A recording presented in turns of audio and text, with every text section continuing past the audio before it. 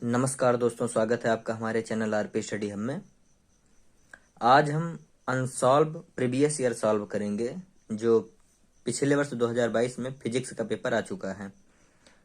ये सेट 7 है, जीजी जिसका कोड है, ठीक है। तो आइए हम इसमें कुछ प्रश्न हल करते हैं, जिससे हमें पता चले कि वास्तव में यूपी बोर्ड में कैसे पूछा जाता है। तो पहला प्रश्न है आपका कि निर्वात की वैद्युतशीलता का मात्रक क्या है। तो आपको पता है कि वैद्युतशीलता क्या होती है। यहाँ पर देखिए, अगर हम न्यूटन का बल लिखें, आकर्षण का बल, आकर्षण या प्रतिकर्षण का बल आवेशों के बीच में, तो क्या होता है 1/4πε0 Q1 Q2/r²। ये दो आवेशों के बीच लगने वाला आकर्षण या प्रतिकर्षण का बल होता है, ठीक है, जहां पर आवेश Q1 और Q2 हैं। अब आपको पता है कि जो ये ε0 है, यही आपकी वैद्युतशीलता है। क्या है? वैद्युतशीलता।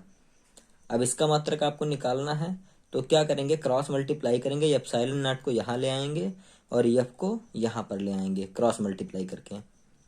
तो ε0 बराबर हो जाएगा 1/4π, इसकी जगह एफ ले आए Q1 Q2/r²। अब देखिए, यहाँ पर निर्वात की वैद्युतशीलता आ चुकी है और इसका हमें मात्रक बताना है। हमें पता है कि आवेश का मात्रक क्या होता है, कूलाम। कितने आवेश हैं? 2, Q1 और Q2। तो कूलाम इंटू कूलाम हो जाएगा। बल का मात्रक क्या होता है, न्यूटन।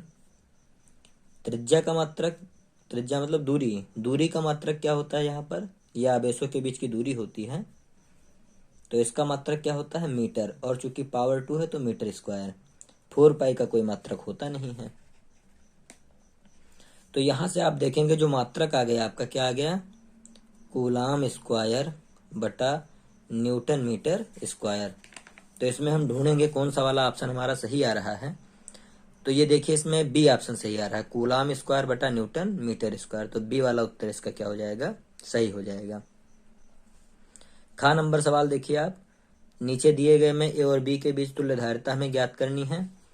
तो बहुत ही अच्छा सवाल है ये। देखते हैं क्या करना है हमें इसमें। परिपथ हूबहू हम ऐसे ही बना लेते हैं।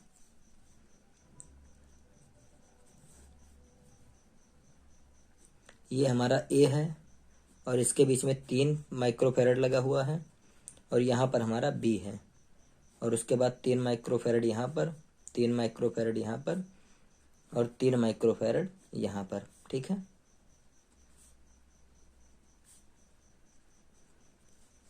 हमें निकालना किसके बीच में है, ए और बी के बीच में। तो ए और बी को हम क्या कर लेते हैं, अलग कर लेते हैं, और ए से चालू करते हैं और प्रयास करते हैं बी तक जाने का। तो देखिए, ए से अगर हम बी तक जाएं तो ये तीनों संधारित्र किस क्रम में लगे हुए हैं, समांतर क्रम में। समांतर क्रम में तुल्यधारिता क्या होती है, 1/c बराबर 1/c1 + 1/c2 + 1/c3। मान रखेंगे, सबका मान 3 है। अगर इसको हम जोड़ेंगे तो हमारा क्या आ जाएगा, 1/3 1/3 1/3 मिलकर क्या हो जाएगा, 1 हो जाएगा, ठीक है। तो यहाँ से C का मान कितना आ जाएगा, 1 आ जाएगा, 1 माइक्रोफेरेड। और अब बताइए, अगर इस सबकी तुल्य धारिता कितनी आ गई, 1 माइक्रोफेरेड, तो हम डायरेक्ट 1 माइक्रोफेरेड जोड़ सकते हैं यहाँ पर। 1 माइक्रोफेरेड ये और 3 माइक्रोफेरेड ये दोनों श्रेणी क्रम में होंगे। तो C इक्विवेलेंट क्या होगा, 3 माइक्रोफेरेड और 1 माइक्रोफेरेड को जोड़ दिया जाएगा। तो कुल कितना हो जाएगा यहाँ से आपका, 4 माइक्रोफेरेड, ठीक है। तो इसका उत्तर कौन सा सही हो जाएगा, इसका आपका ऑप्शन सी सही हो जाएगा, ठीक है। इसमें 3 नंबर प्रश्न देखिए आप लोग, एलसीआर श्रेणी परिपथ के लिए अनुनाद अवस्था में लगाए गए विभवांतर और धारा के बीच कलांतर क्या होता है। हमने आपको बता रखा है कि अनुनाद की अवस्था कब होती है। अनुनाद की अवस्था तब होती है जब धारा और विभवांतर दोनों एक ही कला में हो, और एक ही कला में तब होते हैं जब आपका ओमेगा एल बराबर हो जाता है 1/ओमेगा c के, ठीक है। यानी कि जो आपका प्रेरण प्रतिघात होता है और जो धारिता प्रतिघात होती है, एक दूसरे के विपरीत होती है और कैंसिल कर देती है। तो रह क्या जाता है उसमें केवल प्रतिरोध रह जाता है। क्या रह जाता है, केवल प्रतिरोध। और अगर केवल प्रतिरोध रह जाएगा तो प्रतिरोध में धारा और विभव के बीच में कलांतर क्या होता है, शून्य होता है। कितना होता है, शून्य होता है। तो यहां से इसका ऑप्शन क्या सही हो जाएगा, शून्य। ठीक है, फिर से देखिए ये वाला प्रश्न आया है कि न्यूनतम आवृत्ति की विद्युत चुंबकीय तरंग कौन सी है। 4 ऑप्शन आप देखिए, पराबैंगनी, यक्ष किरण, गामा किरण, माइक्रो तरंगे। तो कल हमने आपको ये बता रखा था कि क्या होता है, ये हमने कल आपको लिखकर समझाया था कि इसमें तरंग दैर्घ्य के बढ़ते हुए क्रम में लिखी गई हैं। इसमें सबसे कम तरंग दैर्घ्य गामा किरणों की होती है और इसकी आवृत्ति सबसे ज्यादा होती है। ठीक है, तो आवृत्ति का ये क्रम होगा लाइन से। आपसे पूछा गया है कि इसमें से ये देखिए चारों ऑप्शन आप, पराबैंगनी किरणें, यक्ष किरणें, गामा किरणें, माइक्रो तरंगे।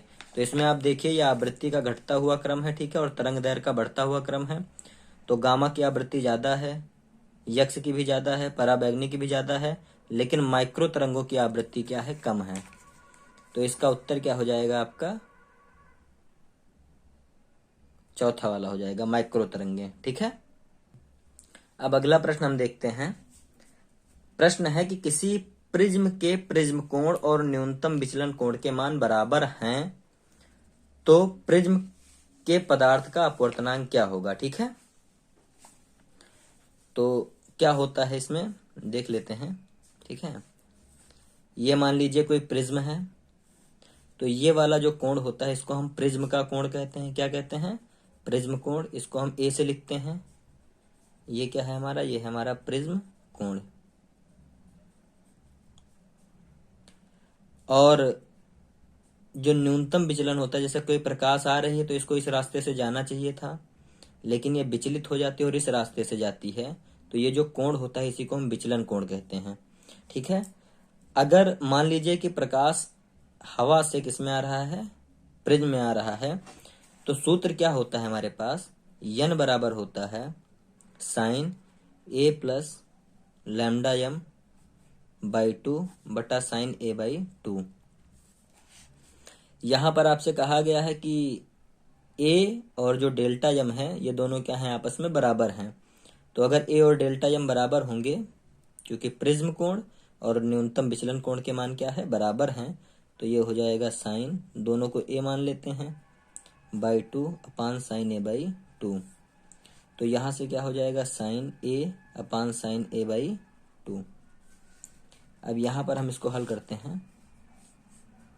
देखिए, तो ये हो जाएगा साइन ए को हम लिख सकते हैं 2 sine a by 2 cos a by 2, और इसको बटे में क्या लिख सकते हैं, साइन a बाई 2।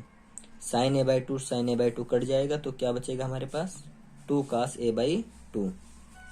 तो इसका कौन सा ऑप्शन सही हो जाएगा हमारा, 2 कॉस a बाई 2। ठीक है, अगला प्रश्न हम देखते हैं, आखिरी प्रश्न, कि जर्मेनियम को पी टाइप अर्धचालक बनाने के लिए अपद्रव्य पदार्थ को मिलाया जाता है। कौन सा अपद्रव्य मिलाया जाता है, तो पी टाइप बनाने के लिए हम उस अपद्रव्य को मिलाते हैं शुद्ध अर्धचालक में जिससे कि एक कोटर क्रिएट हो जाए। कोटर कब क्रिएट होगा, जब हम 4 से कम वैलेंसी का कोई परमाणु उसमें मिलाएंगे।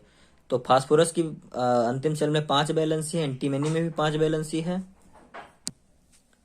नाइट्रोजन में 3 वैलेंसी तो है, लेकिन नाइट्रोजन गैस है तो नाइट्रोजन को मिला नहीं पाएंगे, हमारे पास रह क्या जाएगा, एल्युमिनियम। एल्युमिनियम की वैलेंसी कितनी है, 3। 3 इलेक्ट्रॉन तो इसके बंध बना लेंगे 3 इलेक्ट्रॉन से, लेकिन सिलिकॉन या जर्मेनियम के 1 इलेक्ट्रॉन से बंध बनाने के लिए इसके पास इलेक्ट्रॉन नहीं रहेगा, इसलिए इसमें क्या क्रिएट हो जाएगा, कोटर क्रिएट हो जाएगा, और एक कैसा अर्धचालक बन जाएगा, पी टाइप अर्धचालक बन जाएगा। ठीक है, तो पी टाइप अगर बनाना है तो 3 वैलेंसी का, और एन टाइप बनाना है तो 5 वैलेंसी का परमाणु मिलाएंगे। ठीक है, तो ये कुछ बहुविकल्पीय थे जो हमने आपको बताया। ठीक है, आप थोड़े प्रश्न और भी देख लें इसमें, क्योंकि वीडियो लंबी ना हम चाह रहे हैं। जैसे कहा जा रहा है कि अनंत विस्तार के आवेशित चादर के समीप वैद्युत क्षेत्र की तीव्रता का व्यंजक क्या होगा। यहाँ पर ध्यान दीजिए, आवेशित चादर है, क्या है, चादर। तो आवेशित चादर के समीप जो विद्युत क्षेत्र की तीव्रता होती है क्या होती है, सिग्मा अपान 2 एप्सिलॉन नॉट, जहां पर सिग्मा क्या है, आवेश का पृष्ठ घनत्व। ठीक है, या फिर इसको हम कहेंगे पृष्ठ घनत्व है आवेश का। ठीक है, आवेशीय पृष्ठ घनत्व है, तो ये क्या हो जाएगा, वैद्युत क्षेत्र की तीव्रता हो जाएगी। ठीक है, और वैद्युत क्षेत्र की तीव्रता का मात्रक क्या होता है, न्यूटन अपान कूलाम। ठीक है, इसको आप लिख सकते हैं आराम से। फिर अगला प्रश्न पूछा जा रहा है कि संभारिक का अर्थ समझाइए। तो संभारिक क्या होता है? संभारिक वे पदार्थ होते हैं जिनके परमाणु भार या द्रव्यमान संख्या आपस में समान होती है। ठीक है। फिर कहा जा रहा है अगला प्रश्न कि दिए गए पृष्ठ के लिए आपतित प्रकाश की आवृत्ति, यह आवृत्ति दी हुई है, न्यू लिखा हुआ है। ठीक है। और निरोधी विभव का ढाल कितना होगा?